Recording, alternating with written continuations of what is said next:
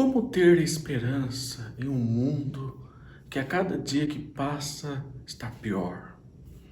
Como ter alegria em meio ao caos? Como ter alegria e esperança diante das tribulações da vida? Como ter ânimo vivendo em um mundo no qual a justiça é torcida? Vemos a impiedade, vemos o crescimento da perversidade, daquilo que é desagradável aos olhos do Senhor. É o pecado, manifestação do pecado em todos os lugares. Não existe nenhum lugar do planeta Terra no qual não foi atingido pelo pecado, pela queda. Como ter esperança? Como se alegrar no tempo da angústia? A palavra de Deus é a resposta. A palavra de Deus nos dá esperança. A palavra de Deus é o nosso alimento. A palavra de Deus nos dá convicção para viver em esperança. Vamos refletir. A palavra de Deus nos dá a resposta. Logo após a vinheta, vamos ouvir a palavra de Deus.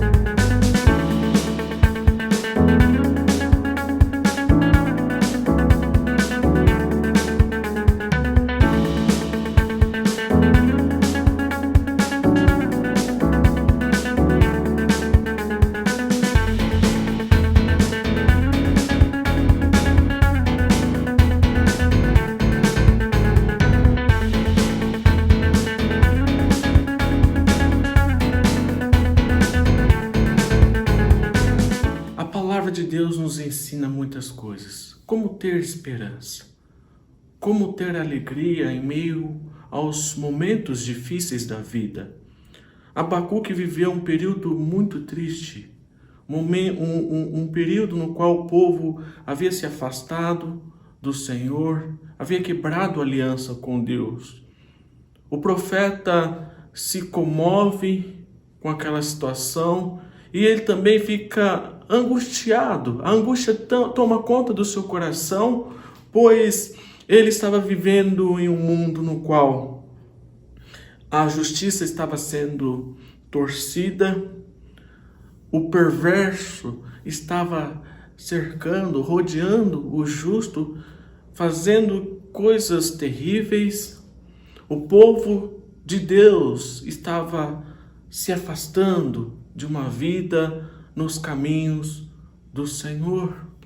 Isso criou uma angústia profunda no coração do profeta Abacuque, ao ponto de ele perguntar ao Senhor: Senhor, até quando o Senhor vai permitir estas coisas?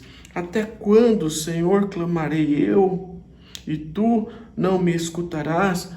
Gritar-te-ei violência e não salvarás. E Deus respondeu o clamor do profeta. Talvez a resposta de Deus ao profeta não era a resposta que ele esperava. E o texto diz que Deus levantaria a Babilônia, os caldeus, para trazer juízo, para corrigir o seu povo, para disciplinar Judá, por causa da violência, por causa da perversidade e por causa da injustiça que estava sendo cometida. Então vemos que Deus é justo, Ele é perfeito, Ele é reto. A justiça divina, ela não falha. A justiça do homem pode falhar, mas a justiça de Deus não. E o profeta fica chocado pelo fato de Deus trazer uma outra nação para disciplinar o seu povo.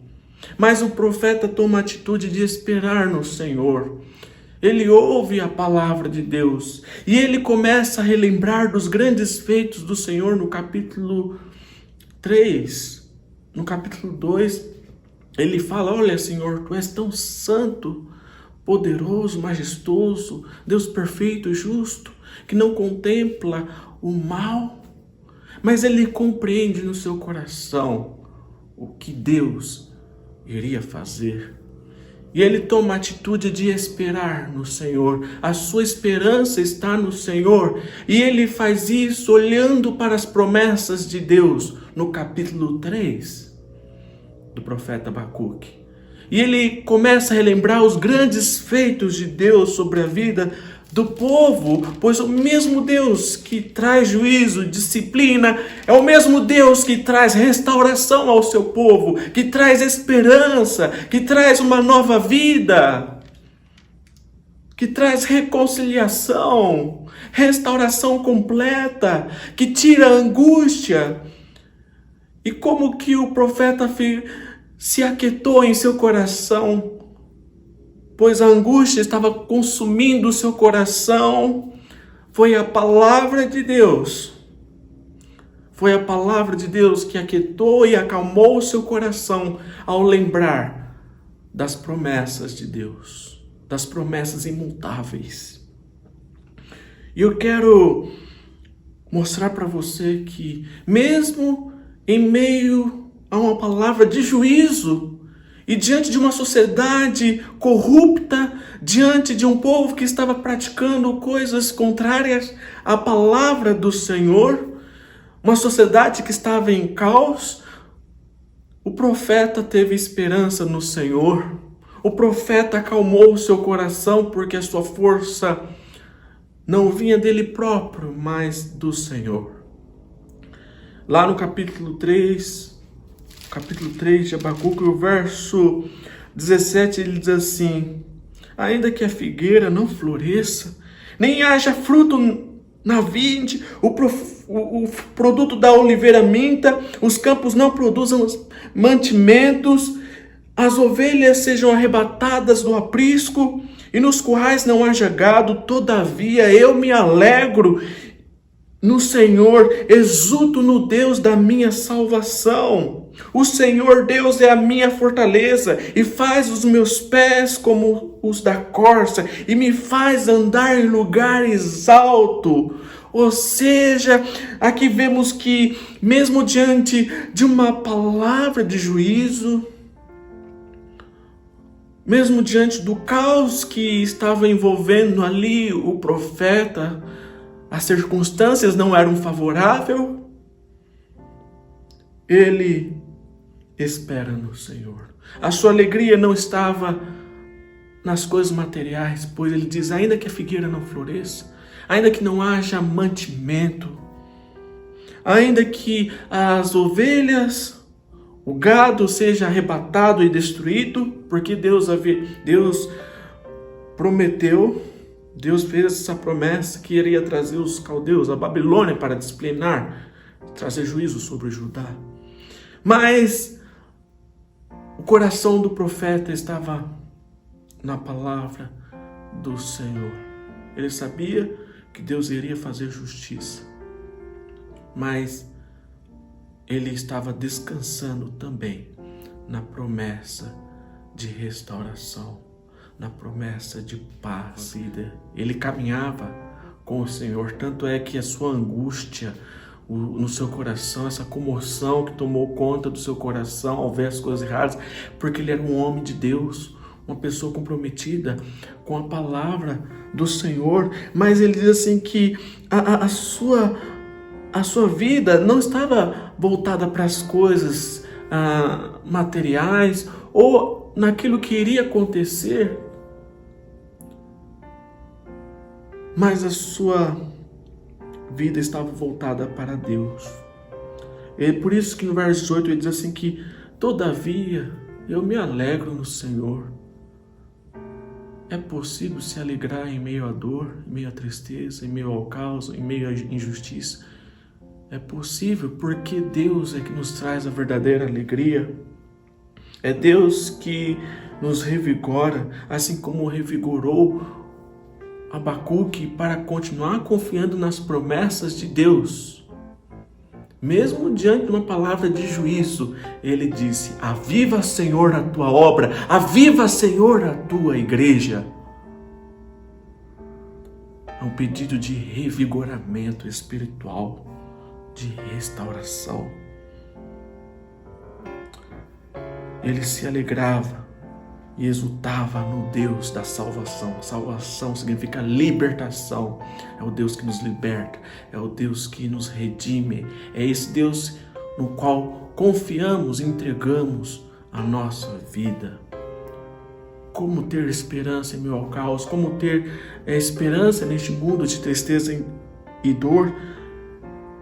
É seguindo os preceitos da palavra de Deus, é se alegrando no Senhor. Pois o Senhor é a nossa fortaleza, como Abacuque menciona, que ele diz, o Senhor Deus é a minha fortaleza, Ele me faz andar em lugares altos, o Senhor me faz andar acima dos problemas, acima daquilo que vai acontecer, pois eu confio nas promessas do Senhor. O Senhor é minha rocha, o Senhor é minha fortaleza para sempre, e é nele que eu espero e confio. Mesmo que na figueira não floresça, mesmo que não haja gado nos currais, mesmo que não haja mantimentos, eu confiarei no Senhor de todo o coração. Essa deve ser a sua esperança. Confie no Senhor de todo o seu coração, e que Deus te abençoe e te guarde. Vamos orar, vamos buscar a presença de Deus.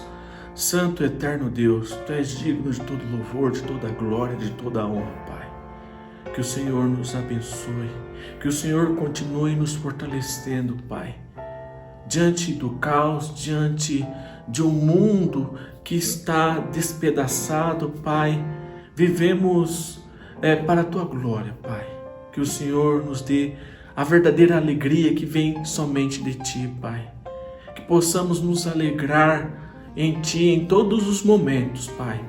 Fortalece os abatidos, consola aqueles que estão tristes, Pai. Que o Senhor venha fortalecer aqueles que estão sem ânimo. Que o Senhor nos conduza conforme a Tua palavra, Pai. Que possamos ter a mesma atitude de Abacuque, que confiou em Tuas promessas, em Tua palavra, Pai. Que possamos sempre depender de Ti. Abençoe o Teu povo, abençoe todos aqueles que estão ouvindo esta mensagem de esperança, Pai. Em nome do Senhor Jesus que oramos. Amém. Que Deus assim te abençoe, que Deus te guarde. Até a próxima reflexão.